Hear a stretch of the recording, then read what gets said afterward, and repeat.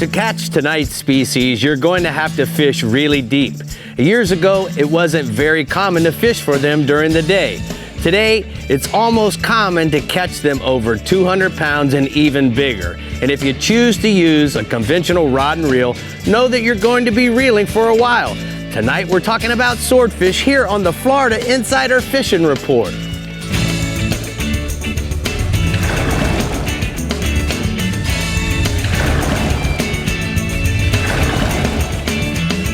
Welcome to the Florida Insider Fishing Report, presented by Yamaha. Thanks for joining us for another week on the Florida Insider Fishing Report. We're your hosts, Brie Gabrielle and Captain Rick Murphy, helping you close out this last weekend of June with a bang and get you on a sortie or two, right, Rick? Absolutely, Brie. And I know that you love to swordfish on those days when it's pretty and calm. Exactly, pretty and calm. All right, well, we have a very special guest joining Dave Farrell at the CCA Workbench today. So, Dave, are you ready to ask some sortie questions or what? I am, and I've got the best guy in the world here to answer them, but Captain Bouncer Smith, the true Florida legend here. He's just retired after 54 years out on the water. It's great to have you here, man. I don't know why I got to retire from going fishing. I do know once you retire, you can go more, though. That's right. You've been going a lot. But he's gonna share some of his swordfish secrets. That's hard to say. Swordfish secrets today. Well, we can't wait for that. All right, for our first region, we're dropping deep into the Casa Vieja Southeast region with Captain Jimbo Thomas. Tell us how those monsters are being caught, Jimbo. You got it, Brie, and hello, Rick, Dave, and Captain Bouncer. Well, traditionally swordfish were targeted at night, but in the last 15 or so years, daytime sword fishing has become very, very popular. And lately, both the daytime and the nighttime bite has been good when that weather cooperates. That's the deal to sword fishing. You need good weather. Now, I would say that the daytime sword fishing has definitely become more popular than the nighttime, but there's still a few night riders who do that night thing. Now, typically, we fish in 1,500 to 2,000 feet of water, which is anywhere from 15 to 20 miles offshore, and that depends on what part of the region you're fishing out of. Now, best baits are rig squid and bonita and dolphin strips. Those are the preferred daytime baits. And then live blue runners and rig squids are some of the more popular nighttime baits. You want to rig those baits on 300-pound monoliter and use 10-0 to 12-0 J or circle hooks. And then what you do is you attach some lights up at the top of the leader. Now, at night, you drift the spreader baits at various depths, anywhere from 50 to, say, 400 feet of water, and or 400 feet down, and use 50-pound class tackles about standard. You can go heavier or lighter if you want, but 50 is probably the most commonly used. And then in the daytime, an electric reel is generally used because we're fishing on that bottom in 1,500 to 2,000 foot of water, using anywhere from 10 to 15 pounds of weight, depending on the current. And in the daytime, braided line is going to work best because its thin diameter is going to cut through that water, eliminating a lot of the belly in the line, also making it easier to hold the bottom. And the swords throughout the region are anywhere from 50 to 300 pounds or better. And also, if you're heading offshore, there have been some dolphins showing up, so keep an eye out for any bird activity, weed lines, or floating debris.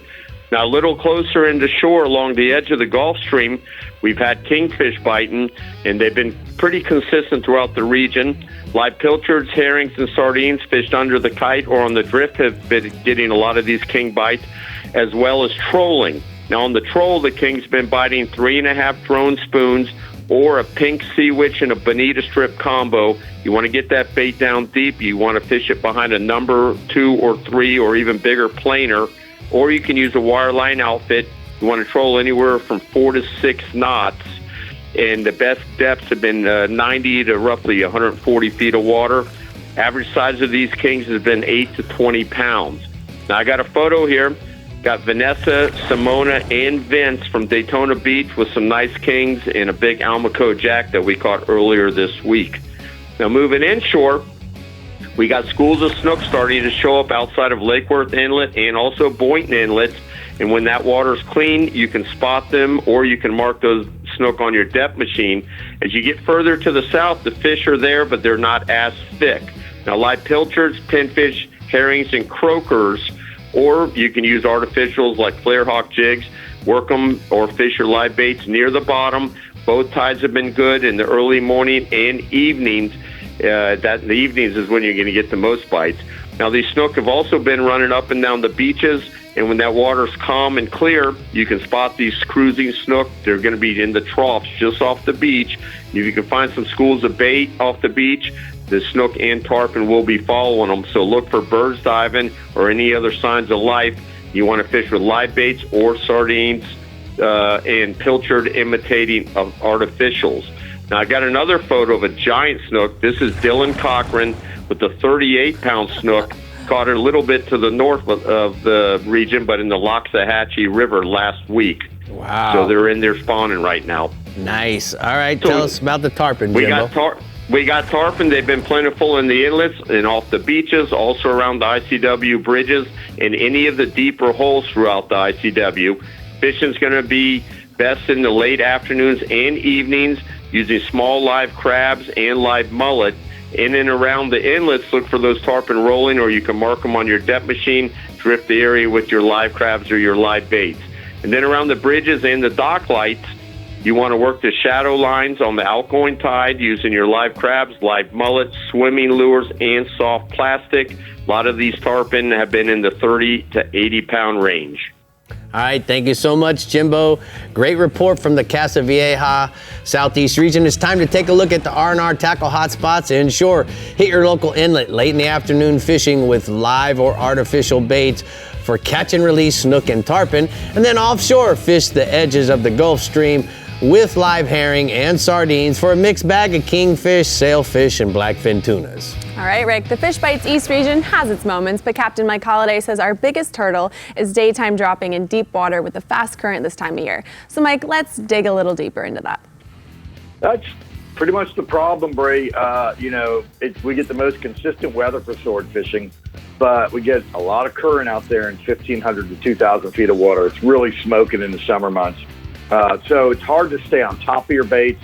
The best action is on the southern end of my region off Palm Beach, where there's some good rocks and there's some good humps in like 1,600 to 1,700 feet of water. But because of the current, a lot of anglers opt to drift fish at night.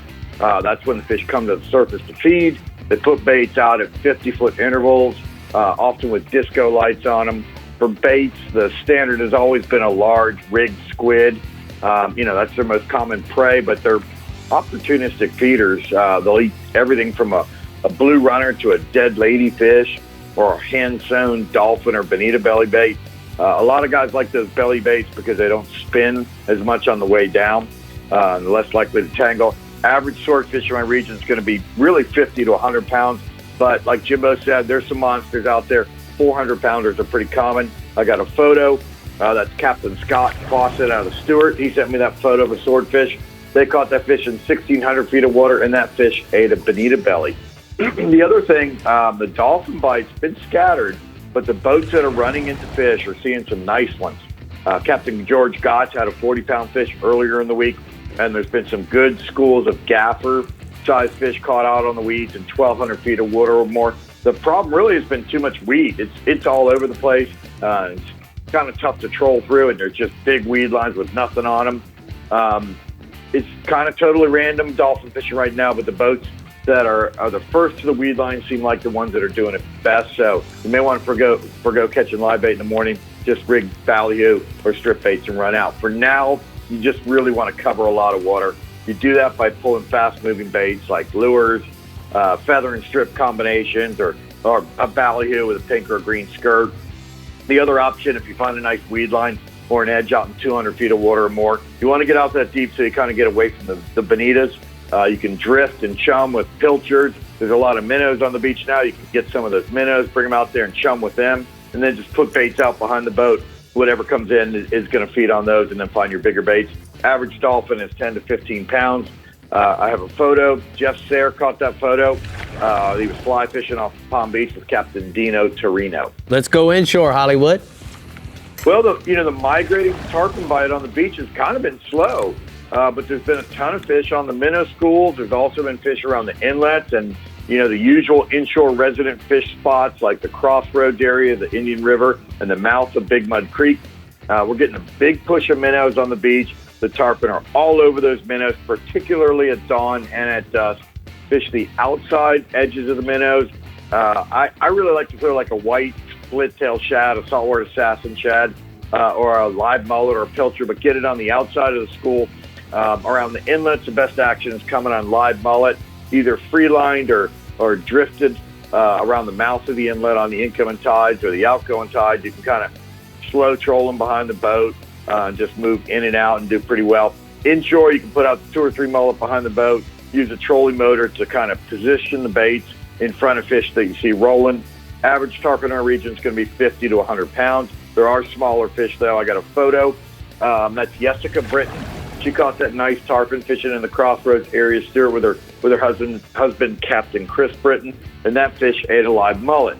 The other thing we got going, if you want to catch a sea trout, you have to be on the water in the dark because the bite's over by about 8:30 in the morning. The fish are up shallow in 2 to 3 feet of water in places like the double bars off Middle Cove, the flat in front of Little Mud Creek, the North Bridge flats up in Fort Pierce, Queens Cove, the Moorings flats up in Vero.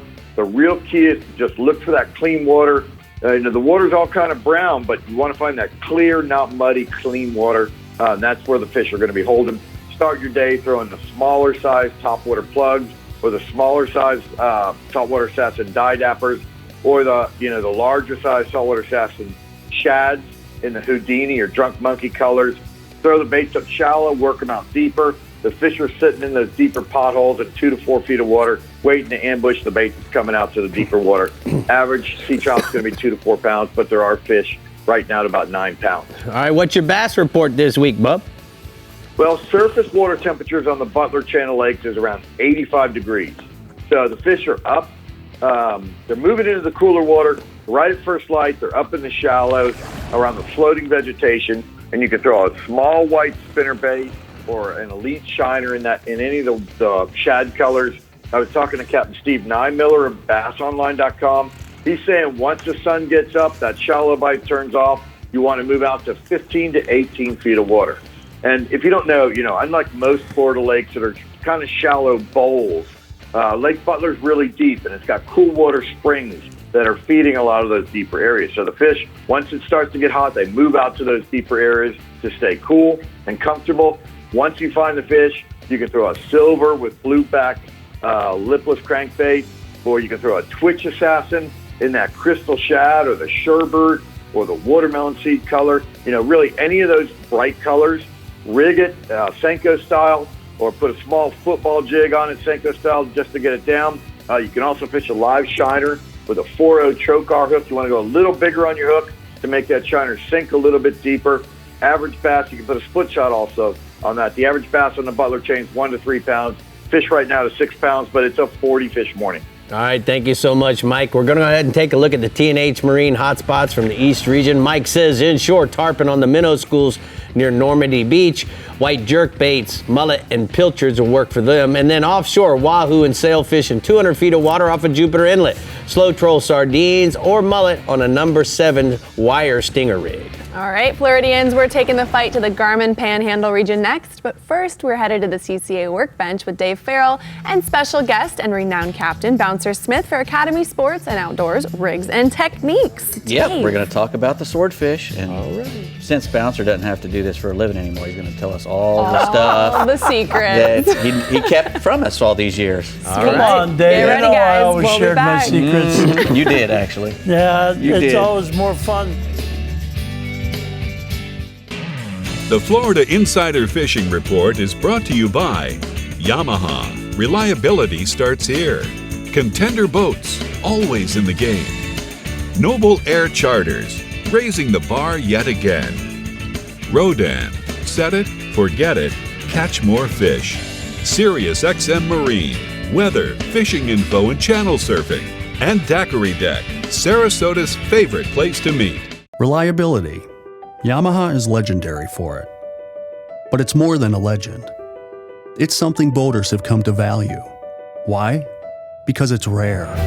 Because in this fast-paced, single-use world, few things are built to last. So when we find something that is, we hold on for dear life, to friendships, to traditions, to outboards.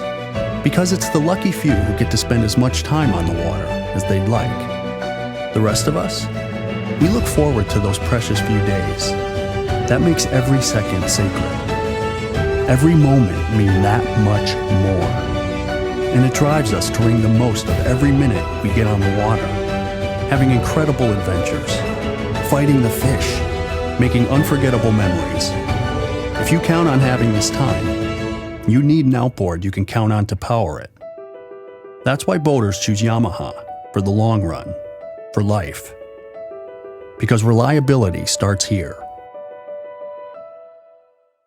What started in the flats and bays has migrated offshore. GPS-guided trolling motor technology has moved to boats in the 35-plus foot class and allowed anchoring capabilities on most center consoles in any depth of water, from snook and redfish inshore to grouper and swordfish way out deep. Rodan Marine Systems has a GPS anchor to hold your vessel on location. Set it, forget it, catch more fish. The only reel with over 100 years of heritage. Alvi Sidecast reels allow you to cast over 150 yards with up to 900 yards of capacity. Alvi's state-of-the-art drag and 22-inch retrieve rate per wine is perfect for any surf challenge. Alvi reels are manufactured to best practice standards and are in fact so robust that the Alvi also comes with a 10-year salt and sand warranty. For more information, go to alvius.com.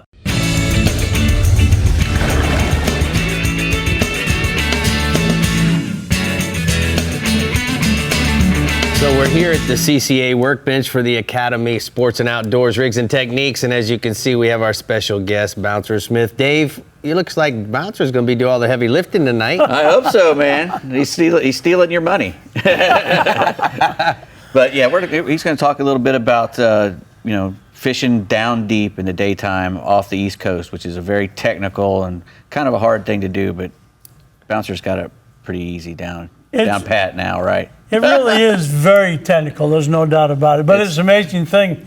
One of the greatest things about fishing, as you guys both know, it's always changing. Right. And what you were doing last week is no longer in. Right. But I did bring a couple of my favorite baits, and I've got them rigged a little bit differently because this one's not complete. Right. But my go-to bait, day or night, is a squid.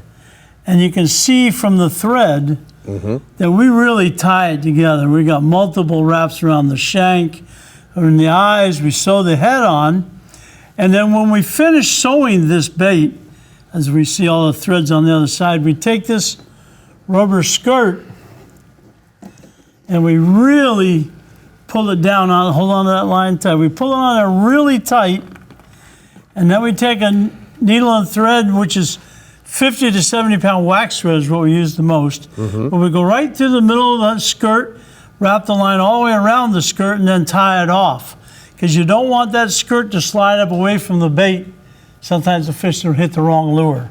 And the reason you do that is because that swordfish, he comes in there and whacks everything. They hit bait fish so hard that they chop them in half. 1 pound blue runners, you can see that they go almost all the way through them without breaking the skin. It's just, that's how the bruise it is. When we use these skirts, we try to get skirts with glow-in-the-dark eyes. And then this is a fold-over bait, which the skirt's already sewn on. But with a fold-over bait, you have almost no meat.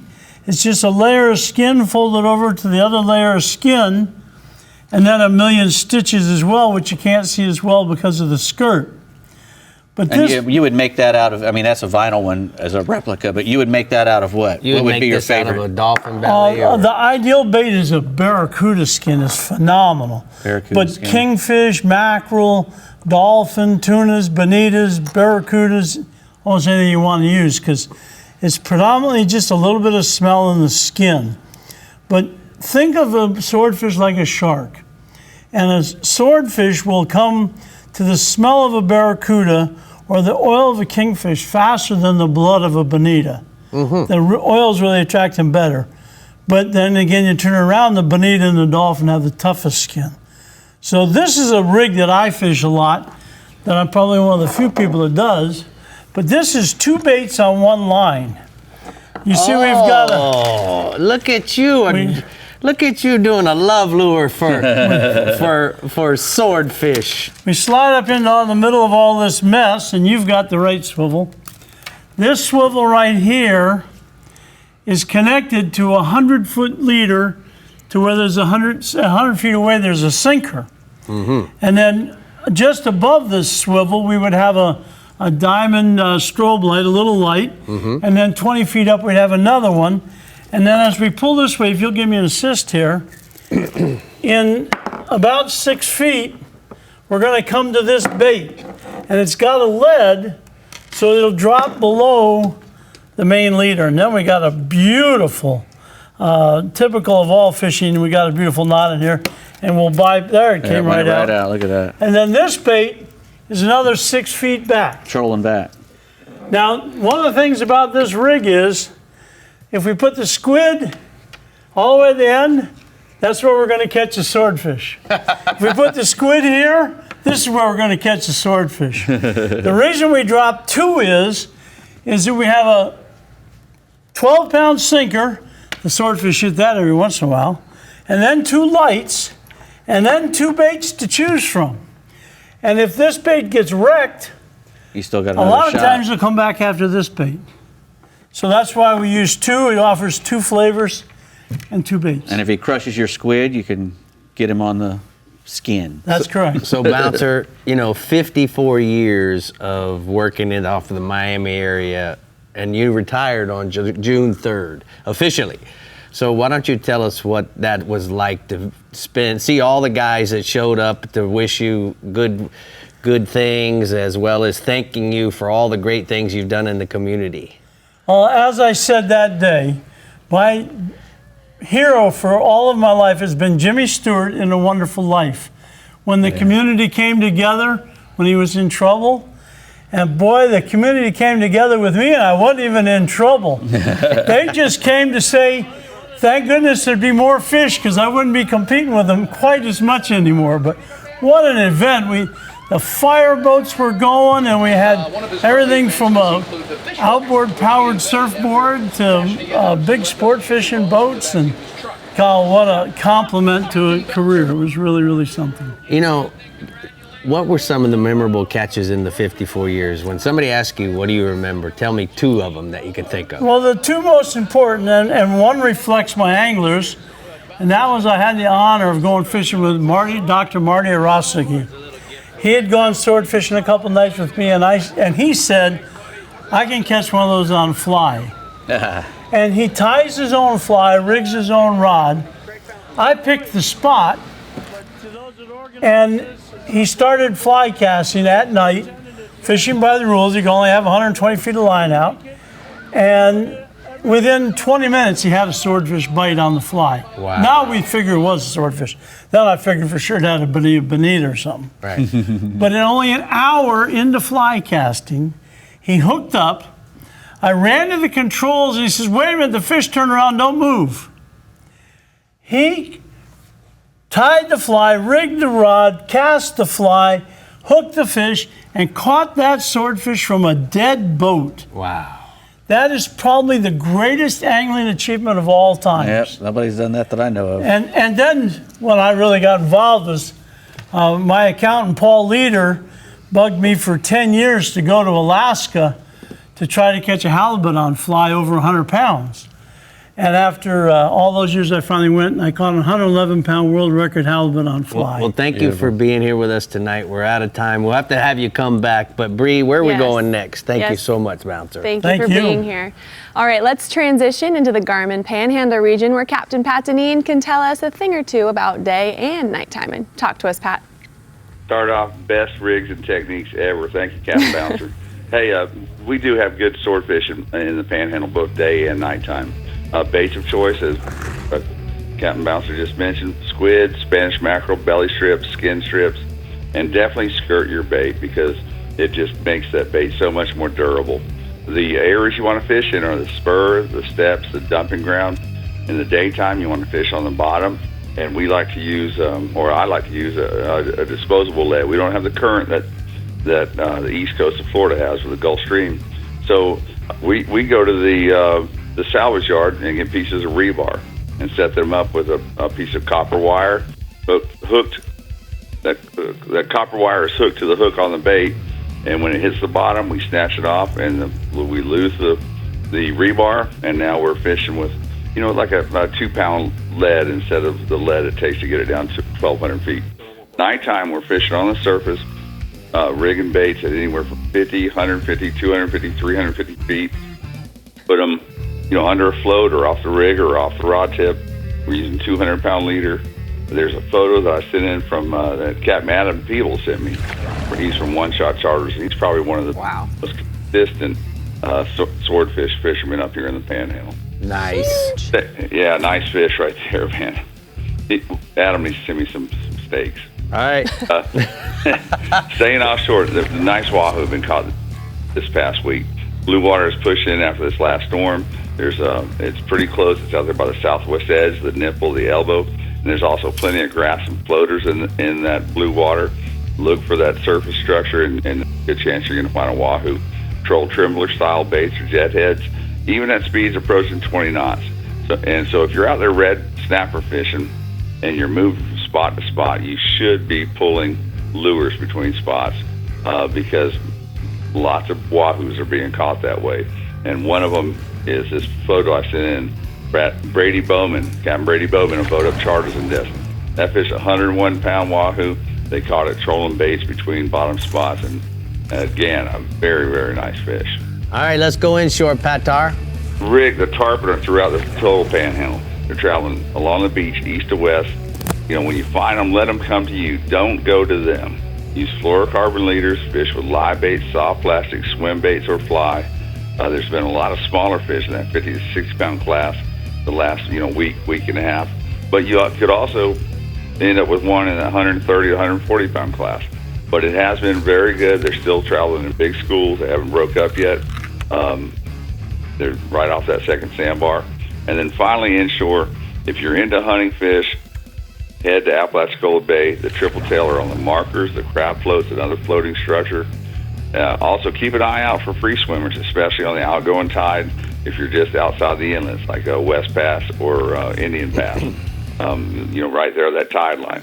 Use small live bait under float, cast well past the fish when you find them. Slowly bring your bait and float back to the fish. Once you get your float by the fish, stop it and let your fish find your bait. For as slow as they appear, they're incredibly strong fish. They're going to jump, they're going to wrap around the piling, so be ready for that. The triple tails are running up to and over 10 pounds. Thank you so much, Pat, from the Garmin Panhandle region. We're going to take a look at the blue water outrigger hotspots. He says that inshore, tarpon are on the beach moving west. Be nice to them and feed them a live bait. And then offshore, blue water is just offshore. Troll ballyhoo for wahoos, dolphin, and occasional billfish. What do you think, Brie? All right, Rick. Well, CCA Star has a great reason for offshore anglers to get registered in Star. Catch the first star tagged Mahi Mahi and be registered. So good, they named it twice. Be registered and you will win $10,000 cash. For the rest of the summer, enter your non-tagged dolphin, kingfish, or grouper in the open divisions for other great prizes as well. All great ways to win for CCA members. So get registered at ccafloridastar.com. All right, we're continuing to crank out the reports here on the Florida Insider Fishing Report. And coming up next, we're taking on the Keys and Alvey Reel's Northeast region. So stay hooked and we'll be right back.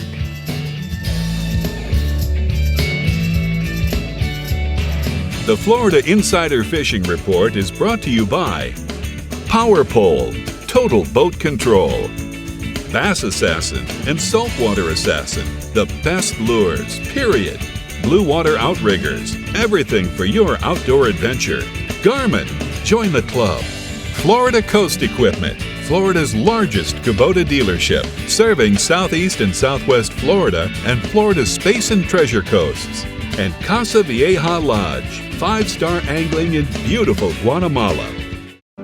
I'm Captain Rick Murphy, and I'm a life member of CCA.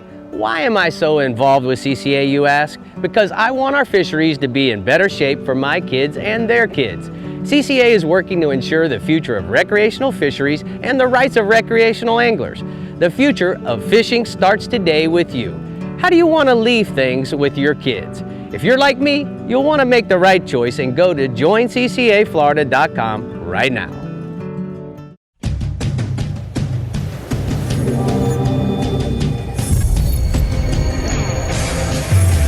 Legends Performance Clothing.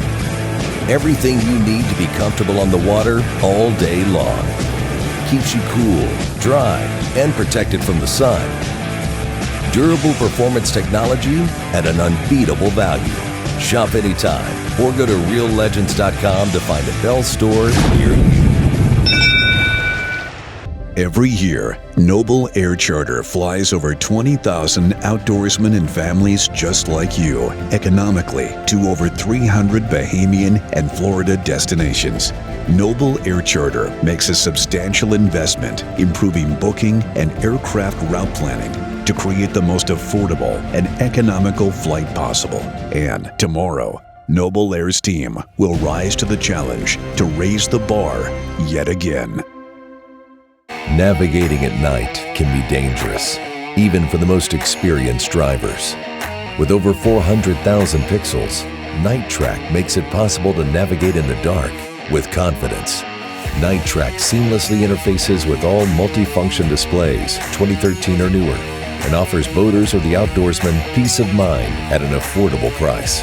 For more information, call 251-605-9100. As you guys have heard me mention before, I've been using the SiriusXM Marine new fish mapping service to dial in where I'm headed for the day before I even leave the dock. I've started to learn how to analyze conditions on my own, and you can also. This will allow you to be your own oceanographer and to find the most likely spots where game fish may be hunting. Fish mapping lets you layer your screen with their different features. Here we're looking at a combination of a few features. First is sea surface temperature front strengths, which identifies the biggest points of change in the water temperature, which creates nutrient-rich areas that attract bait fish and game fish. Now you want to look for a number 3 strong or a number 4 very strong fronts here. The next is the plankton front strengths, in which fronts where murky, nutrient-rich waters favorable for bait fish to occur next to clear predator-preferred water. And again, you want to look for a number 3 strong or a number 4 very strong here. Last is the sea surface height anomaly, which shows upwelling areas where the nutrient-rich waters that attract bait fish is likely to be coming up from down below. So what I do is I layer these features together and I use that information to pick where I think the most productive spots will be for the species that I'm looking for, in which this scenario would be here. To learn more about the service and the free 1-month trial, visit SiriusXM.com/fish mapping. Sirius Fish Mapping is changing the game, everybody. Right, Rick? Absolutely, Brie. They're doing a lot of good things. Yeah, man, they certainly are. All right, we're always seeing nice sorties come out of the Keys, so let's have a chat with our resident captain, Randy Tao, and see what we'll be pulling up this weekend. Give us some good news, Randy. Hey, good evening, fish fans. You know, here in the Garmin Keys region, sword fishing is a big deal. Now, it used to be done at night, a lot of nighttime fishing, but it's kind of switched over the last 10 years to the daytime.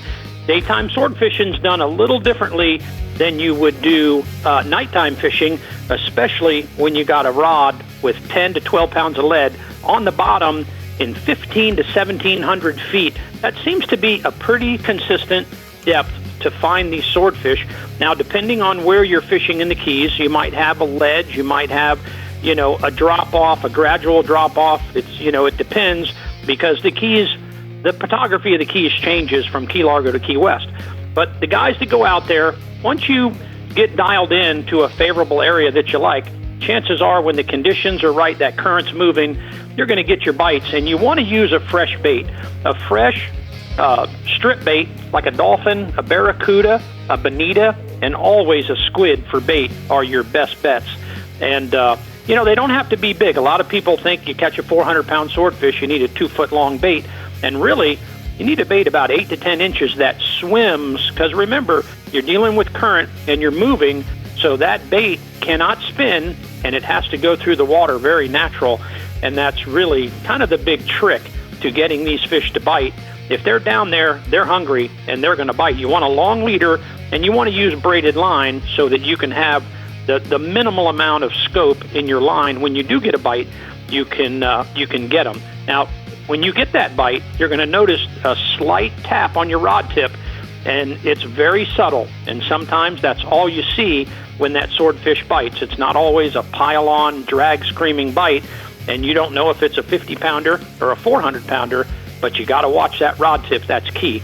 I have a picture from Captain John Wolf fishing with his buddy Victor Franchini, a.k.a. the Grouper Guru, with their daytime swordfish they caught off of Key Largo. Nice. What else you got, bub? Yellowtails. We're going from one extreme to the other, but the yellowtail fishing is really good right now. Most guys are offshore dolphin fishing, so that means the reefs are empty, which is a great thing. Other than the sharks, you're going to have some good yellowtail fishing. Guys are going early. They're getting it done before the heat of the day, and that's 70 to 100 feet of water. Get your chum going. Be patient. And I tell a lot of guys, you know, if you're patient and you fish one rod at a time, chances are you're going to catch more than if you try to put 2 or 3 rods in right off the bat and you push those fish down. They can feel the pressure. I don't know how, but they do. And, you know, we've got good yellowtailing up and down the reef, especially Key West area. Guys like Captain Chris Trossett, I've got a picture from him with Real Fly Charters. He catches a lot of big yellowtails in Key West, and this is one of them. Yeah, it is. All right, let's go inshore, bub. The snook fishing is still pretty good. You know, the snook right now, they're up on top of the flats, they're on the shorelines, they're along the beaches. They're in a lot of places, depending on the type of fishing you do. So if you've got a technical poling skiff, you're probably not going to be fishing the shorelines or the beaches. You're going to be up on the flat, and you want that low incoming tide or a tide that's going to favor those fish to get up there and you get along with them. And if you've got a bigger boat, you're going to need some water under you. So you're going to favor the higher tides, whether it's an incoming or an outgoing. I like to use pinfish this time of year, one of my favorite baits to catch big snook. And you just want to make sure that you have moving water. That's one of the keys. If the water's not moving, chances are you're not going to get much in the way of activity. But find that current moving, and you're going to catch nice snook like this one that young Lauren Dunn from Savannah caught over the weekend. Nice. One more to go, bub. Triple tail.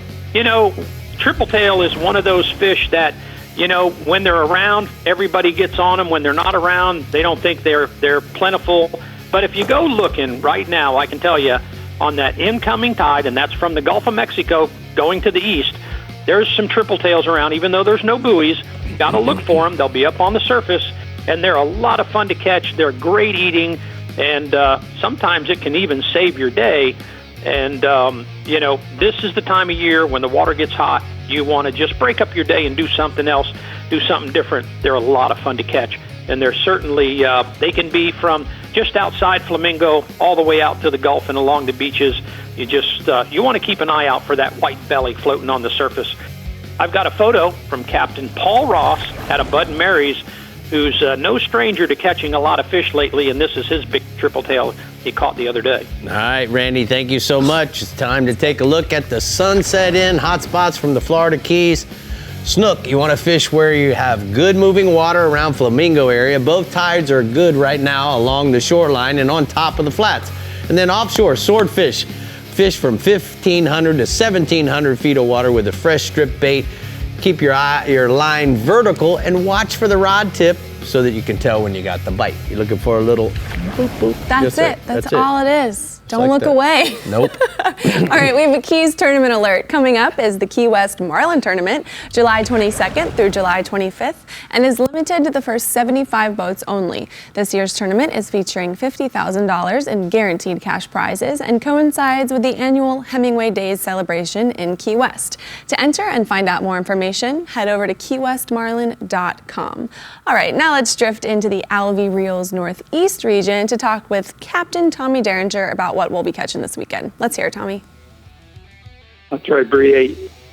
Swordfish. I mean, they catch a lot of swordfish here. It's not something I do a whole lot of, but, you know, it seems like every year there are more and more people getting into it, and they're targeting swordfish here in the Alvey Sidecast Reels Northeast region. And the best time of year to catch those swordfish is going to be the fall through early winter. But like I was saying, you can catch them year-round. Most of the captains that I spoke to, they say they really play the moon. It plays a key role in that swordfish bite. A few days before the full moon is typically going to be the best, and the fish tend to feed when the moon is rising, and they seem to kind of quit when it starts to set. Now, that being said, most Northeast Florida anglers, they're going to target those sorts at night. Now, some anglers are going to start down in the south end of the region near Daytona, and then they drift north, ending up in St. Augustine by the end of the night. They use some pretty heavy-duty tackle with some big squid, rigged on 10-aught J-hooks, with a strobe and up to even 24 ounces of lead or more. And they're fishing in over 1,000 feet of water, and they're going to have baits of varying depths from about 100 to 400 feet deep. Now, there's also some anglers in the region that are doing some daytime sorting. Now, those guys are going to use electric reels a lot of times because they're fishing in 1,500 to even 2,000 feet of water, and they're drifting their baits really close to the bottom. Now, not a whole lot of people are willing to go that 80-plus miles to get to those depths, but if you give it a shot, that swordfish can be pretty darn good here. And now there's a lot of equipment and rigging needed for a successful swordfish trip, so if you're thinking about giving it a go, if you're really not sure about what all that's involved with it, stop by Strike Zone. Dave or one of the guys up there at the shop, they'll be happy to help you get set up, and they'll steer you in the right direction. And guys, I've got a photo here. My good buddy Captain Trey Jones sent me a picture of this big old daytime swordfish that he caught. Man, that's a beautiful fish. All right, what else you got for us offshore, Tommy? Moving on to snapper, the summer staple here, guys. The mangrove snapper, they've still been doing good in those 120 to 140 foot depths on the reefs and wrecks throughout the region. I saw quite a few big bags of snappers come to the dock this week, and some really giant mangrove snappers. Now, the vermilion snappers are also extra large sized right now, and they're biting in those same depths. A variety of frozen and live baits fished on the bottom are going to be the go-to for those guys. Now, along with those snappers, there's a bunch of triggerfish, and the amberjacks have been pretty thick as well. So a lot of good stuff going on offshore, guys. Moving inshore, there's all kinds of good redfish stuff happening this week. I spoke to my buddy Captain Buzz Brandon from NortheastFloridaAngling.com. He tells me he's been on a great redfish bite early in the morning on that low tide, fishing the edges of the flats on the east side of the ICW, just south of the Beach Boulevard boat ramp. Captain Buzz said that the topwaters have been working really great, but if that's not your thing, a live shrimp or even a fish bite strip under a popping cork is also working well for those redfish. Buzz said he's just looking for big concentrations of bait along ICW, and that's where those redfish are setting up. Now, also, the bull reds have started to fill up at all our area inlets. I spoke to Captain James Canella from Hightail and Charter. He tells me he's been on a great bull redfish bite at the St. Augustine Inlet. Captain James is using live pogies to fish them on the bottom on that incoming tide, especially the first incoming tide. I also spoke to Captain Danny Flynn up in Fernandina, who tells me he's been on a great bull redfish bite up there in the St. Mary's Inlet as well. Danny said the best baits for him have been some really big shrimp or really any kind of large live bait. Now, he said he hasn't really, the tide hasn't really mattered, but just using up weight to really hold the bait to the bottom. I got another photo. Captain James Canell from HighTailing.com sent me this picture of his client, Mary Beth, with a big old oversized redfish they caught there in the St. Augustine Inlet. Now, also inshore, the water is pretty panic and murky right now, as it usually is this time of year, after the heavy rains we've had a couple of weeks ago, but there's still quite a bit of runoff, but that's in the backcountry stuff. The flounders seem to be preferring that cleaner water, which is going to be closer to the inlets. And I spoke to Captain Rob Bennett from CoastalFish.net. He tells me he's been catching some really nice flatties under the docks in downtown St. Augustine and around the St. Augustine Inlet. And Captain Rob said he's just dragging a big mud minnow or a finger mullet on the bottom as slow as possible along the pilings and the rocks. Now, Rob likes to use a heavier jig head, but a fish finder rig's going to work as well. My clients have also been catching some nice flounder. We've been up shallow on the flats near the Matanzas Inlet where that water's been nice and clean, especially on the higher tide stage. We've been catching those on the Bass Assassin shads in the Houdini color, and we're just fishing those guys really slow on the grass edges and on oyster bar point. And speaking of flounder caught on a Bass Assassin, I got another picture. This is our good friend Lupe Lopez with a nice flatty that she recently caught with me on a flat down there near Matanzas Inlet. And guys, just real quick, just wanted to remind everybody that the CPA Star Tournament starting up next week on July 1st. So, if you haven't registered yet, still got time. And if you're going to be fishing out there over the next 100 days, got to sign up. You got a great chance of winning some really, really awesome prizes just by catching a tag fish. And not only that, but by becoming a CCA member, help the CCA continue this awesome conservation effort, which, you know what, in the end makes the fishing better for all of us.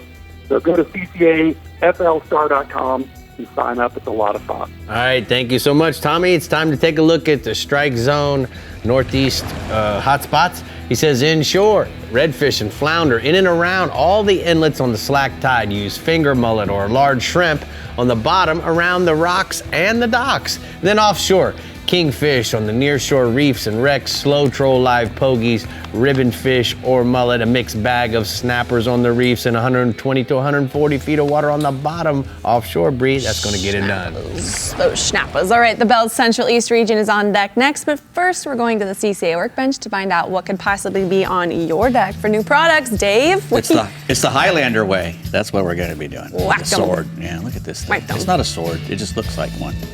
It's going to help you on the beach, though. Can't wait to hear about that. We'll be back. The Beast.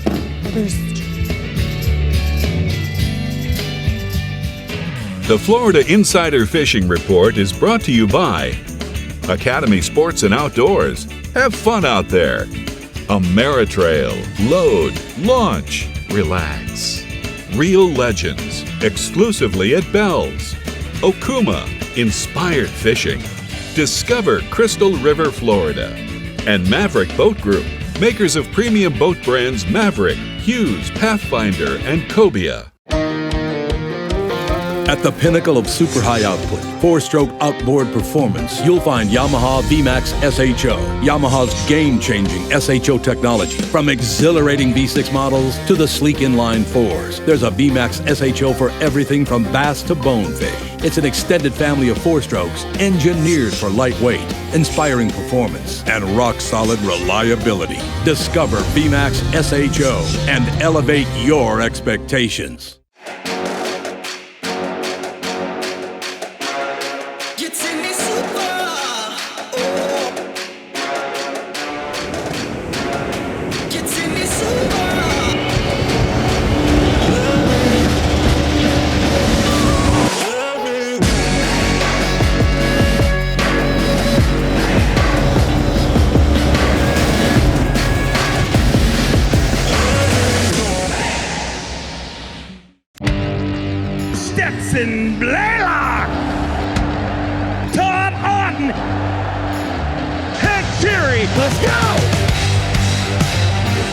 Garmin Live Scope, I tell you right now, if you don't have it, you are behind.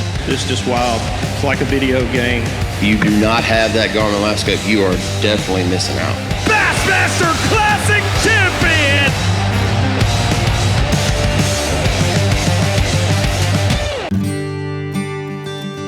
There are moments in our lives that make us realize how fortunate we really are. To breathe fresh air, taste the salt of the sea, to be able to roam free in nature. The Florida Keys and Key West are now open to visitors. We have so much to be grateful for.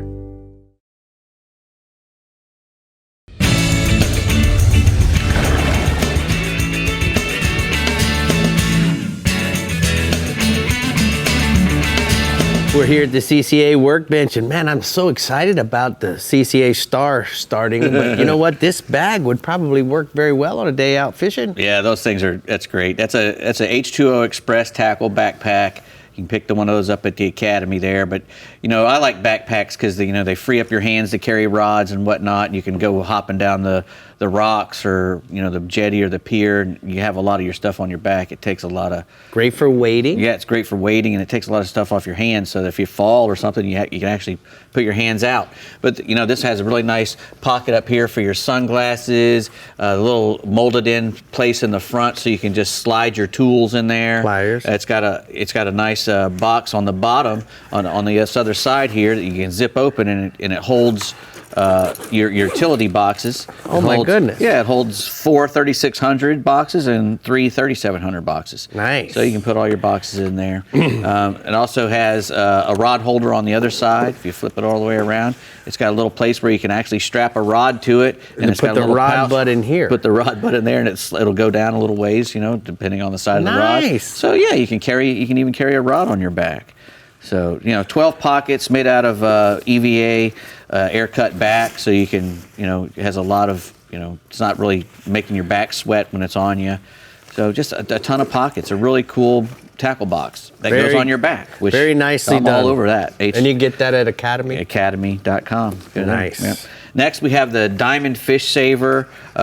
Now, when we're catching these groupers and snappers, these are mainly for groupers and snappers and bottom fish, that you catch them and they get that barotrauma, they come up too fast and they, their swim bladder swells up and comes out. Well, instead of, we used to punch a hole in them in the side and vent them. Right. And that's, it's not really good for the fish. And now they're coming out with a law that you have to have one of these, Regulatory Amendment number 29 of the Snapper Grouper management plan says now that you're going to have one of these on there instead of the pop ones, because what these happen is you have a 4-pound weight on this side, and you stick this up underneath the chin of the fish that you're going to send to the bottom, and you have your line. So it would go through and come out like that, and then you have the weight hanging. So you toss him out, and the weight takes him straight to the bottom, and you have your retriever on this side, and you just stop it. Actually, you don't even have to jerk it or anything. You just stop it, and the fish will slide right off that barbless deal. Yeah, comes right out of the bottom of his lower lip. And they're getting nearly 100% recovery rate on them. Wow. Yeah, because we don't need all these fish that we catch and can't keep floating up on the surface and dying. So where do we go to find this, Dave? Diamondfishing.com. Diamondfishing.com. All right. Get your Diamond Fish Saver right there. All right. Next, we have the Beast Sand Spike right here. If you're fishing on the beach, one of the big problems we have is, waves coming and taking away your rod and whatnot. And, because you have to find a good soft spot to put it. Well, you can really put this just about anywhere you want. It's got this really unique knee plate on it that you can use your knee to get some leverage on there and dig it down in. It's made out of all aluminum and stainless steel hardware. If you notice on here, it's all bulletproof stuff. It goes from 57 inches to 47 inches. So if you have a longer or shorter rod, you can adjust your spikes to that. Got a nice plastic coating on the top of that big, thick aluminum tube. Don't get scratched. So it doesn't scratch anything up like that. And there's really no burrs on it or anything. They polish all the surfaces, so you don't have to worry about that. So the Beast Sand Spike, and you go to thebeastSandspike.com and check one of those out for all you beach fishermen here in Florida. All right. Next, we got the Starbright Ultimate Mildew and Stain Remover. These works at vehicles, at home. In Florida, we have a bad mildew and stain problem. The mildew's bad with all our humidity. And, this doesn't weaken any fabrics or anything. It's good for painted surfaces, fiberglass. You don't want to leave it on any metal. You can spray it on metal, but just get it off real quick. And it removes mildew stains. You don't have to do a lot of scrubbing. It's one of those miracle products. You just spray it on and then pretty much just gently wipe it off and then give it a rinse. Starbright.com. Hey, you really did good over here tonight. Why not? I didn't have to worry at the other segment. I think he's getting it figured out, Brie. He is. I think so too. We're finally getting the hang of it. All right, the tides have changed in the Bell's Central East region when it comes to day timing, so let's listen up to our Captain Jim Ross on all of the details. Hi, Jim. Hey, how are y'all doing tonight? Pretty good. Well, I'll tell you what, daytime sword fishing is one of the hottest styles of fishing in my region right now. And I can remember just a few years ago that nobody around here knew what they were doing when it came time to do that daytime sword fishing, including myself. But, it's amazing how things have changed, and they have really changed in my region. On any given day out of Ponce Inlet, Sebastian, or Port Canaveral, you can find quite a few boats out deep dropping in the 1,500 to 1,800 foot depth. Now, improvements in fishing gear have been the biggest factor driving the popularity of this daytime sword fishing stuff, because electric reels, better quality Spectra and Dyneema lines, and those have a lot to do with being able to get down to those depths that give anglers success. We still chase swords at night, working the 800 to 3,000 foot contours. Most of our anglers I've talked to, they typically start kind of right in the middle, right around 1,500, 1,800 feet, and then they drift for about 30 or 45 minutes from their starting point. And then if they don't get a bite, they'll pick up and maybe move out a little deeper or a little shallower. But when they do find a bite, then they start to they kind of power drift along and keep their main engine going and try and stay in that particular depth and don't let the wind or current blow them out of that depth. And that seems to be working really well for these nighttime swords. So right now, most of our fish are running 50 to 100 pounds, but we do have fish that are taken every year that are well above that particular weight. My second species is mangrove snapper, and Captain Glenn Austin down out of Sebastian at the Coastal Adventures is telling me that the mangroves right now in part of the region they're like 2 to 8 pounds, and they're congregating on the reefs outside of Sebastian, mainly in the 60 to 150 foot zones. But he says they will kind of move around a little bit, and so sometimes they'll be in 60, sometimes they'll be in 80. When you find a concentration of fish, you want to get on them quickly because they may not be there for a couple of days. Right now, frozen and chunk bait seem to be working really well, and he heavily chums. And in conjunction with a 2/0 or a 3/0 size circle hook and 30 to 40 pound fluorocarbon leader, he's catching quite a few of those fish right now. And then swinging inshore, our speckled trout bite is still pretty good, especially over in the Mosquito Lagoon. The guys that are using live pigfish seem to be doing best, and sandbars that are around areas like Tiger Shoal, where those drop-offs are, George's Bar, the Falls Channel Bar right outside of Hall River Canal. All of these are great places for trout to ambush your pigfish. And, the main thing that you have to do with these things is you have to oink them. Oinking is a method that we do that gets the trout to strike because it gets the pigfish to actually make a sound. And what you do is you let it drop down, and when it touches the bottom, you twitch it a couple of times to get it to pop up out of the grass or out of the calorpa or just even on the sand. And they make an oinking noise when they do that. And it just drives the trout crazy, and they come running in and slam them. So our average trout right now is running about 2 pounds.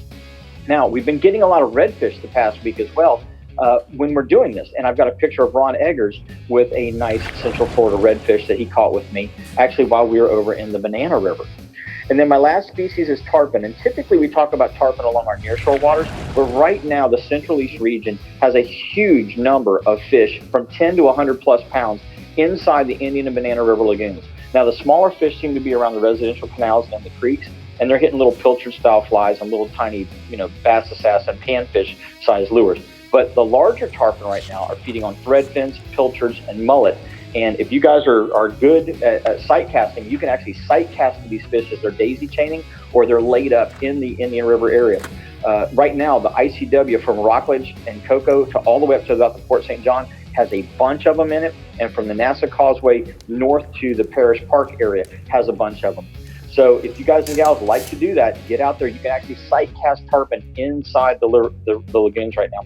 And one of the things that you will find that you're going to catch when you're doing that is you're going to find there's a lot of sail cats in that area. There's also a lot of bull sharks, and I've got a picture of one of those bull sharks. Now, this doesn't have anything in the picture for perspective, but you can see that this is actually a pretty good sized fish. He was about 5.5 or 6 feet long. And I got a report today that one of my buddies got one in Rockledge that was almost 9 feet long. So there's a bunch of fish out there right now. And I want to say one last thing for those guys and gals that are going out to, buy things. If you're going to go buy clothing, I had a great time this past weekend. I went to Bell's for their Father's Day special, and I got a couple of brand new pairs of their mackerel convertible pants. I also got some of their sandbar shorts and a couple of these brand new shirts. So if you guys and gals are looking for some quality gear, stop by Bell's and check them out, and you're going to save a pile of money.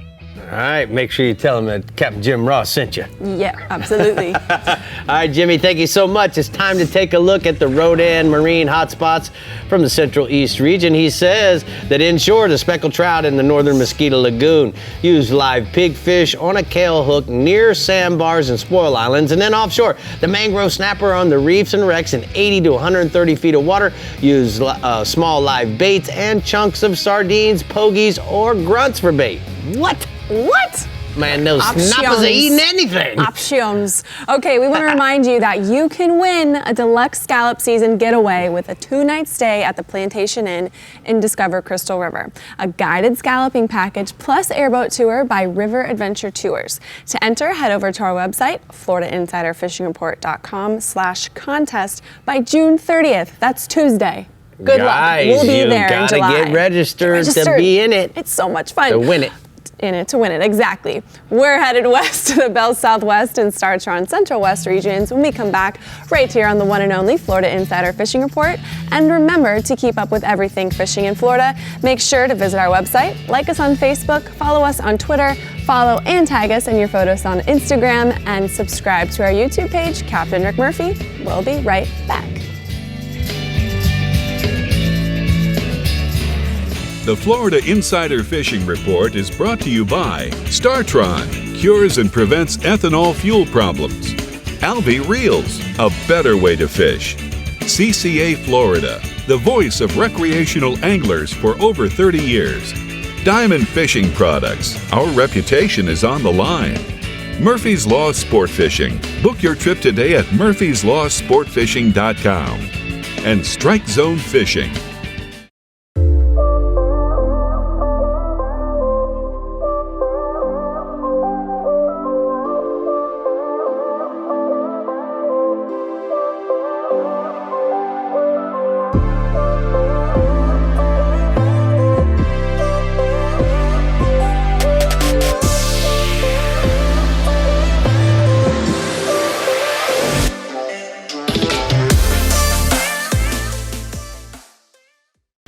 Finding a shoreline is easy.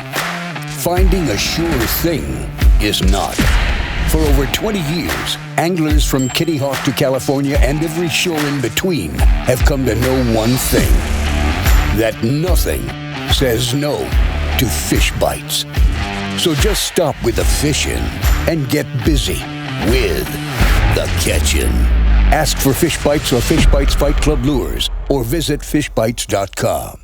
Come explore untouched Florida, where you'll step into holy sea cow and fish pristine waters where you'll reel in, whoa! Come discover Crystal River with exciting adventures and incredible surprises everywhere. From exhilarating river adventures to scalloping in the Gulf to delicious fish to fork cuisine, this is the place where you can relax into Just a short drive from Tampa and Orlando is the amazing Discover Crystal River, Florida. Learn more at discovercrystalriverfl.com.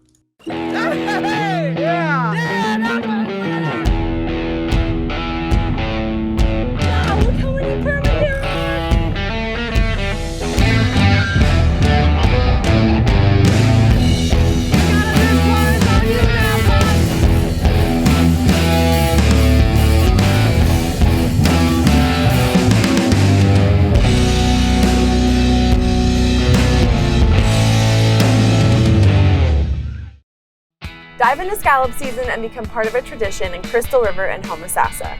Scalloping is like an Easter egg hunt, Florida style. Dive into the warm, shallow waters of the Gulf of Mexico and fill your bag with delectable bay scallops. And don't worry about dinner, a local restaurant will cook your catch. Discover Crystal River invites you to plan your scallop season adventure from July 1st through September 24th at discovercrystalriverfl.com. All right, the Bell Southwest region bite is just as hot as the temps, and Captain Ronnie Houston is on the line to tell you all about it. Talk to us, Ronnie. Well, like always, it's always a pleasure being here. You know, swordfish isn't really common in the region, but I can tell you right now what's been common for the last 3 weeks are the red snappers. Now, they've been out throughout the whole region, and the depths I'm being told right now from south to north of anywhere from about 140 to 200 feet. But I want you to understand, there are no guarantees on just going out there and catching big fish. Some days it's going to take a little bit of work. I strongly suggest keep moving around. If you continue to catch smaller fish, you got to just keep moving. But when you get in those areas, start off with squid to possibly get the bite going and alternate the baits. Cut baits like herring, sardines, and cigar minnows. But also drop down a variety of live pinfish and grunts and even herring. But also in those areas, if you're not having a lot of luck catching the red snappers, I'm being told there's some good vermilion snappers and lane snappers mixed in. You can always use a chicken rig with a 4-row circle hook on 40-pound leader, as small pieces of squid to fill in the time of not catching some of the big red snappers while you make that run out there. And I have a picture of a nice red snapper caught in the last few days with Captain Mike Gavin on. Getting out is most important, and keeping an eye on the storms is going to be important also. But also while you're out in those areas, there's been a good blackfin tuna bite. Now, when you're on your way out to some of those areas in the depths I'm talking about, you know, and anywhere from about 120 feet and beyond, you want to concentrate on moving around to look for these blackfin tunas. But Captain Mike Avenon's telling me he runs Garmin Electronics, and he says on his way out, he puts the unit in bird mode. And what he's trying to do is locate the birds. On his way out, or once he gets out to the red snapper grounds, he'll get in those areas once he finds these birds and troll feathers in some of those areas.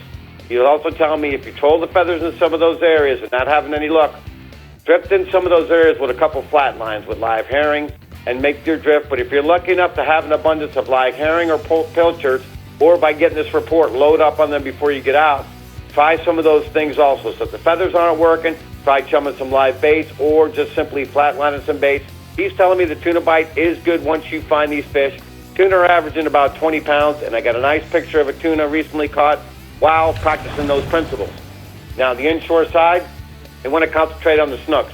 Now, Captain Danny Latham to the north is telling me the fish are grouping up from Sanibel to Stump Pass, and he's specifically telling me concentrate your efforts right now on the passes and outside sandbars. He also says current flow in deeper water is going to be really important, especially with this heat we're having. He's telling me live pinfish and pilchards seem to be doing the trick for him once he gets in that little bit cooler water. But to the south, Caxampus Pass, Cape Romano, and the outer Gulf Islands, the Indian Key, current flow also is going to be a key here. Deeper water on the outer Gulf points and points in the middle bays with good current, as well as deeper shorelines are all holding good fish. Live pilchards, herring, finger mullet, and 4 to 6 inch swim baits like the Bass Assassin Die Dappers, and a variety of top water walk the dog lures, or upgrade silver and gold spoons instead of using the common quarter. Get up to 3/4 ounce. And I got a picture of a nice oversized snook caught up in the northern end of the region by Captain Danny Latham. And I got another picture of the late passing of Captain Ray Culver's son, Ray Jr., fishing down in the southern end with some nice snook caught down here.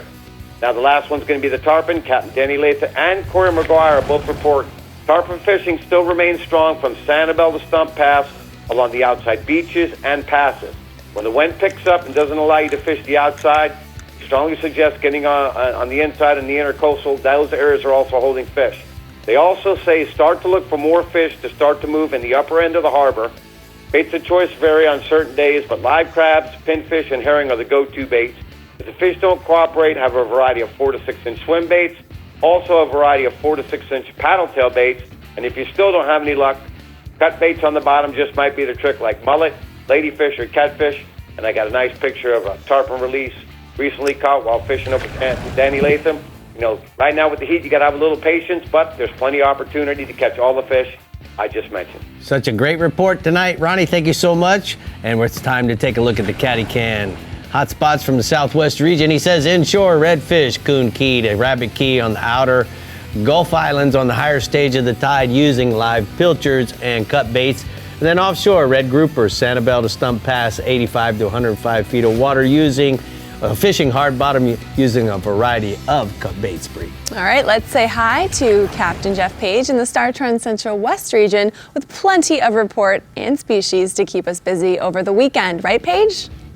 That's right. And you know, I don't think that we're known as a great swordfish fishery, but if you put your time in the Startron Central West region, you can be rewarded. You're going to need some fuel, and you're going to need a good boat and some good electronics. That being said, I was at the ramp the other day, and Captain Randy Powell was coming in from 150 miles out, and he had a swordfish in the bag, and he gave me a quick synopsis of what they did that trip. He headed out about 127 nautical miles, about a 4-hour trip with the seas being down, and he set up in 1,100 to 1,400 feet of water. At night, they fished 3-line spread, and he likes to fish with 10-inch squid on a 10-0 7691 mustad hook and an 8-foot leader, 300-pound leader. Try to avoid snap swizzles if you can, and crimp your leader on your wind-on leader. Put your light about 40 to 50 feet above your squid, and he uses a 2-pound lead that clips onto the floss loop on the wind-on leader. When the fish bites, don't set the hook, give him a chance to take it down, and then just crank down on him. And I've got a really nice photo of that sword they caught with his crew. I'm just going to tell you their first names: Marcus, Todd, Melissa, and Jonathan. and they caught that nice sword just the other night with Captain Randy Powell. Nice. All right, what else you got for us offshore, Paige? Gag grouper, Tim No, Captain Billy Nobles, and Bo Johnson down to the south all have good reports of gag grouper fishing, and they all say 110 to 150 feet of water over ledges and hard bottom areas. The live pinfish has been the better bite, but they are catching some on frozen sardines. And don't be surprised while you're catching the gags if you get a scamp as well. And take a check out on my picture, and that's a nice limit of gags, American Reds, and a giant scamp grouper they got on the Flying Fish Fleet with Captain Tim No. Nice. Moving inshore, tarpon. Rick, your favorite species remains strong and consistent, just like what Ronnie said. With still lots of fish around the Skyway Bridge, as well as all the beaches from Egmont Key all the way down to Ronnie's region, Boca Grande. And it doesn't seem like every day is exactly the same. Some days the fish are moving faster, but if you stay with them, you'll get your bites. It's a good idea to have crabs as well as threadfin herring and some pinfish and even some dead bait. And try them on corks, try them free line. You're gonna get your bite. Patience is the key. If you're into throwing flies, it's tough to beat a purple and black fly. And I tell you what, it's really been nice to have that Rodan spot lock to keep you on the fish at the Skyway when that current's ripping and your free line and thread fins back. My tarpon photo tonight is of Darren and Becky Armbruster with a nice beach tarpon they caught with my main man Clark Wright of the Right Stuff. And my last species tonight, my last species tonight is snook. And the snook fishing, Rick, is just like the tarpon fishing. The Gulf's been calm.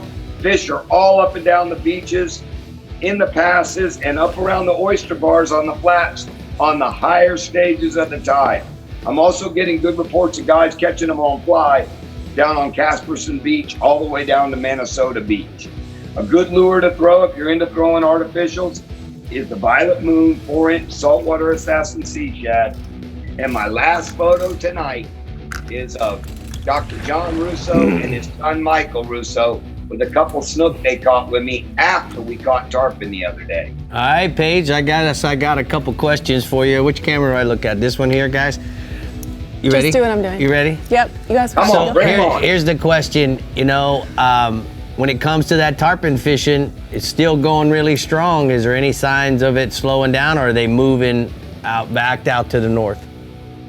I think it's going to go on through July, mainly because it was a late start, like you and I talked about in May, and there's no big tropical weather coming. The weather's staying consistent. So, we might get a spawn on that full moon coming up, but it looks like we're going to have good tarpon fishing right through July. All right, this is a yes or no answer. Did you do your push-ups today? Yes. Did you do your sit-ups? Yes. Did you do your squats? Yes, with a 5-gallon bucket as my spotter. All right, my man's on a routine. He's getting ready for the scallop this routine. Oh, it's the scallop routine. All right, it's time for us to go to the daiquiri deck. Hotspots, Capt Page, thank you so much. We're gonna go ahead and take a look at the inshore. Still lots of tarpon at the Skyway Bridge, a spot lock on your Rodan trolling motor, up current and free line or drift a dead thread fin back to the bridge. And then offshore, red snapper fish the ledges and hard bottoms in 90 to 130 feet of water in areas off of Venice south to Inglewood, Brie. You guys have the Crystal River everybody's trying to be looking good, boy. We were taking our shirts off. Going swimming in the water? Oh, shoot. Yeah, well, man. Speaking of Crystal River, if you're fishing the Discover Crystal River Northwest region this weekend, hang on for a little longer because your captain is revved and ready to go with your report. See you after this short break.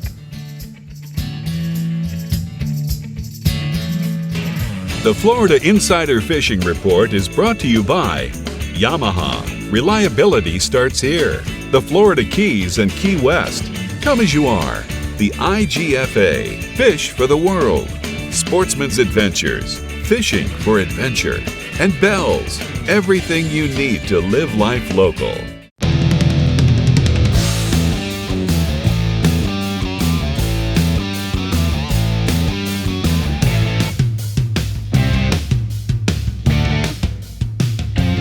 you live on an island, surrounded by warm, clear water, and a million ways to enjoy it, it's amazing you'll ever have time to come up for air.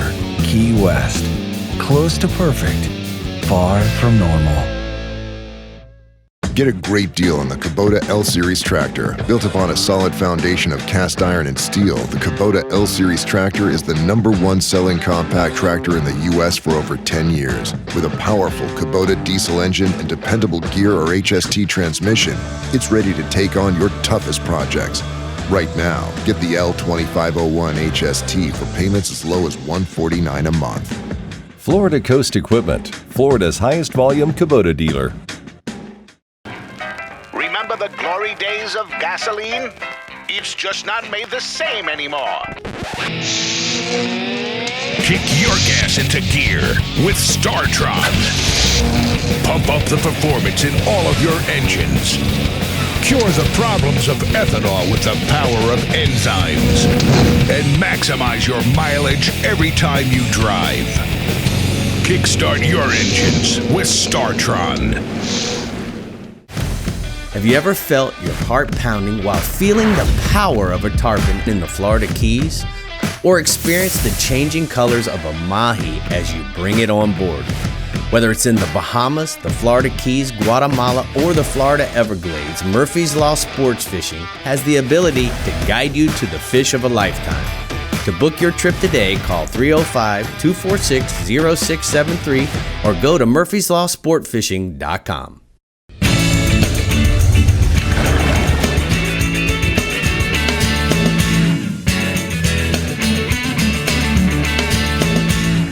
Today's Power Pole tip is about the emergency start feature that's built into the charge. Now let me explain how this works, guys. You know, we're fishing hard all day long, running our trolling motor, running obviously all of our electronics, live well pumps, and a variety of different other things. And unfortunately, we're not paying attention to how much voltage we're really using. So the one thing that the charge does with this emergency start feature is it gives me peace of mind knowing that all I have to do is go into the Sea Monster app, click on the emergency start feature, and now it'll start drawing all of the amperage out of the trolling motor and putting it into the engine battery. So it'll allow me to replenish the engine battery so that when I turn the key, I have the necessary volts to get me home, which gives me that peace of mind. Now remember, on my way home, the charge is going to be replenishing both the trolling motor battery as well as the cranking battery. So if you have any questions, go to powerpole.com, and that's today's Power Pole tip of the week. That battery life, though, so important for I like everything. just charging on the run, baby. Charging on the run. I like it. All right, last but definitely not least, we're making a run to the Discover Crystal River Northwest region, where Captain Jeff Hagman is schooling us on the weekend bite. I hope you're doing your sit-ups too, Hag, because you'll be in Crystal River too. Yep. Yep. He ain't Not doing no doing sit-ups, though. Come on, baby. Doing some drink I'm ups. lifting tarpon, that's all I'm doing. Sword fishery and the Gulf we actually got a great sword fishery. The problem is getting out to them. There's a lot more boats coming out now that have the speed and the range and triple motors, quads, and all that. To get out to that depth you need to get to, and that depth I'm talking about is anywhere from 1,000 to 1,600 foot. And your rig is going to consist of a squid, a little bit above it, like 10 feet above it, a flashing light that's water activated, and another 30 feet above it, another flashing light to help get some attention to that squid. 150 to 200 pound fluorocarbon leader. Up above that, about 75 feet, you'll have a waxed-in piece of wax leader that you'll put your long line clip in with 5 to 8 pounds of lead. Now, we don't have the current that they do on the other coast. We can get away with a little less lead, and most of the guys are using 5 to 8 pounds because we don't have so much current, and we can stay on top of our fish. You're going to use that bait in either day or nighttime conditions. If you're fishing at night, you want to stagger a bunch of baits out too, because you don't know where they're going to be in the water column. You can watch your bottom machine and find them that way, but you want to stagger some baits from anywhere from the bottom all the way up to 150 feet. But daytime fishing, you're going to be all the way down the bottom, 25, 30 feet off the bottom usually. If you mark them a little higher, you can reel up and bring them right to them. Our fish range anywhere from 120 to 300 plus pounds. And I've got a photo here of a nice Gulf of Mexico swordfish with me and a couple guys. Nice. All right. What else you got for us? Captain John Lane of JB Charters out of Apalachicola reports a good mangrove snapper bite right now. They're showing up. He's getting out there and making the chum slick, put the chum bag out, throwing some handfuls of chum out. They're hanging anywhere in 40 to 60 feet of water over structure right now, and he's using a 1-aught circle hook with 3 to 4 feet of fluorocarbon leader and shrimp. It's been the best bet. You can get some alewives up there, or sardines as we call them down here. Moving in short, Captain Jimmy Huddleston of CaptainHud.com. In Ozona right now, the Snook Beach bite has been really steady with the summer heat wave on us. Snook are working in the passes, staging up on drop-offs where the tide's falling. Live baits such as pinfish, croakers, pin near the bottom are working best. Also cut mullet for those finicky post-spawn fish, and some larger trout are hanging in that swash channel too along the beach. Captain Mike Anderson of Real Animals out of St. Pete reports a really good snook bite right now in the Tampa Bay area. And the outgoing tide, pinfish, sardines drifted back in the tide has worked best, either free-lined or corked. And tarpon in Tampa Bay, Captain Jason Lineberger of Ruthless Fishing Charters out of Tampa Bay reports the tarpon bite remains strong right now around the bay, bridges, passes, along the beaches. Threadfins, crabs still remain the bait of choice. 60 to 80 pound fluorocarbon leader, 6-aught to 8-aught circle hook, free-lined or corked. And I've got a great photo here from Jason of a nice Tampa Bay tarpon. All right, Hag. So I want to know what the recipe, what are the ingredients I need for those scallop shooters that we had last time? Rum. Ponzu. Gotta have some ponzu. And a little bit of Tabasco, or if you guys like, what's that other hot sauce? Crystals. Either one of those two will do. And a little bit of rum. Little bit of rum. What kind of rum do we want to have? You got any specific brand you're digging these days? I've been sticking with that Bacardi Oakart. I like that spice. All right. Some Wrecker rum coming soon, but it's got to get made. Oh, okay. Wrecker rum, some Rick's new stuff coming. Captain Morgan, but Captain Morgan private stock. The private stock needs to be. That's what it is. That private stock's going to be That's what's going showcased, in I can tell you that. The scallop shooter for sure. I tell you what, I'm so looking forward to getting up there with you guys. It's going to be a fun trip. Yeah, there's going to be a lot of hugging and loving going on. All right, man, we're time for us to go to the Alta equipment hotspots from the Northwest region. He says inshore, redfish on the top of the tide use cut pin fish or ladyfish for bait, and then offshore, snappers on the high relief structure in 40 to 70 feet of water use the tail hook shrimp on a circle hook and 1/4 ounce on a knocker rig. I'm excited. It's going to be a good trip. I can't wait till the week gets here. We're going to be like crazy. I know. Okay, everyone, we've filled your head with plenty of knowledge and fish catching power for the weekend ahead. But hang on a little longer because we're telling you what we're catching next week right here on the Florida Insider Fishing Report. Hey. An entirely new species of extreme predator is moving offshore. The Yamaha 5.6-liter V8 XTO offshore outboard. Extreme big block thrust and power in the industry's first direct injection 4-stroke. Quiet, efficient, powerful, and proven Yamaha reliability. More than an outboard, it's a fully integrated power system. The all-new Yamaha V8 XTO offshore.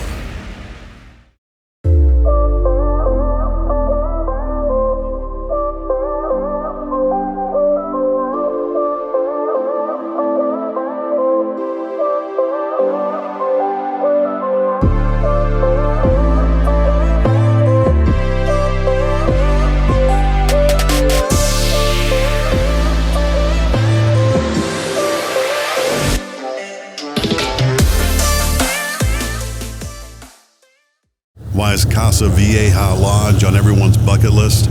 Left teaser! Left flat as well, 2 fish! They're everywhere! Right flat teaser as well! Left flat, right flat teaser!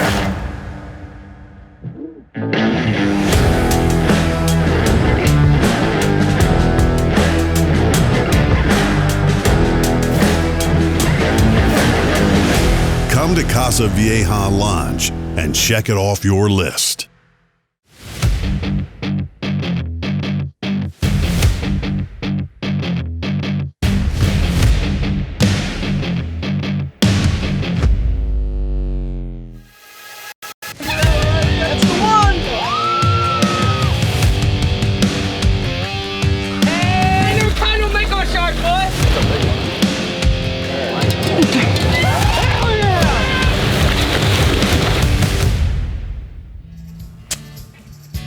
All right, guys, welcome back. Next week, we are talking, go ahead, Rick, you say it. Red snapples. What? That's not how you say it. Say it again. Red Redo. snapples. Snapples? I love It's gonna be snapple. fun. You know that. I know, that's why I had to hear you say snapple, it. mangrove snapper, yellowtail snapple. Red snapple. Red snapple. Exactly. All right, guys, well, thanks for tuning in. Go out there and catch a sortie. They're nice. Dave, your hair looks great. What you got going We'll on? see y'all next week.